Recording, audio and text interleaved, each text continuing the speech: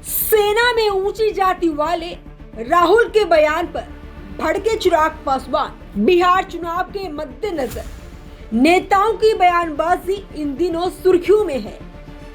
कांग्रेस सांसद राहुल गांधी के हाल के फौज में 10% का दबदबा वाले बयान पर चिराग पासवान ने तीखी प्रतिक्रिया दी है।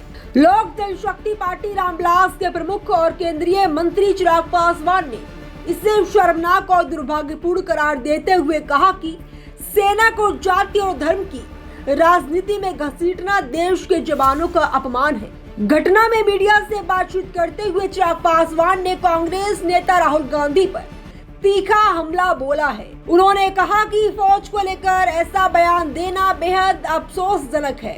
अगर विपक्ष का नेता ही सेना को जाति और धर्म के चश्मे से देखता है तो इससे ज्यादा शर्मनाक कुछ नहीं हो सकता। पासवान ने कहा कि सेना देश की सेवा करती है, किसी जाति या धर्म की नहीं। उन्होंने राहुल गांधी को याद दिलाया कि अगर उन्हें इस मुद्दे की इतनी ही फिक्र थी तो कांग्रेस के लंबे शासनकाल में इसे सुधारने का मौका था।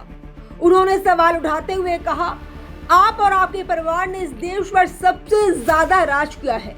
अगर सेना में जातिगत बंटवारा करना ही था तो तब क्यों नहीं किया। राहुल गांधी ने मंगलवार को बिहार के कुटुंबा में एक चुनावी सभा के दौरान कहा था कि देश की 10% आबादी मुख्यतः ऊंची जातियां सेना, न्यायपालिका और बड़े उद्योगों पर कब्जा रखती हैं। उन्होंने दावा किया कि बाकी 90% आबादी, जिसमें दलित, महादलित, पिछड़े, अति पिछड़े, आदिवासी और अल्पसंख्यक शामिल हैं, उन्हें इन संस्थानों में पर्याप्त प्रतिनिधित्व नहीं मिलता।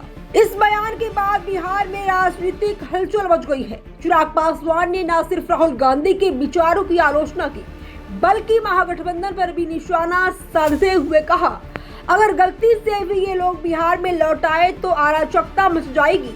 राहुल गांधी ने अपने भाषण में आर्थिक समानता पर जोर देते हुए कहा था कि देश की सबसे बड़ी 500 कंपनियों पर भी वही 10% लोग काबिज हैं, जबकि बाकी 90% समाज का हिस्सा हाशिए पर रह गया है।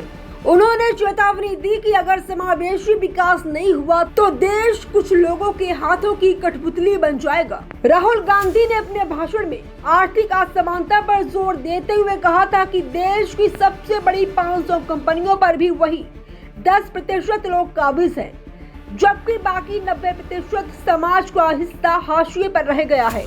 उन्होंने चेतावनी दी कि अगर समावेशी विकास नहीं हुआ तो देश कुछ लोगों के हाथों की कठपुतली बन जाएगा। ब्यूरो रिपोर्ट, नया भारत टीवी, नोएडा।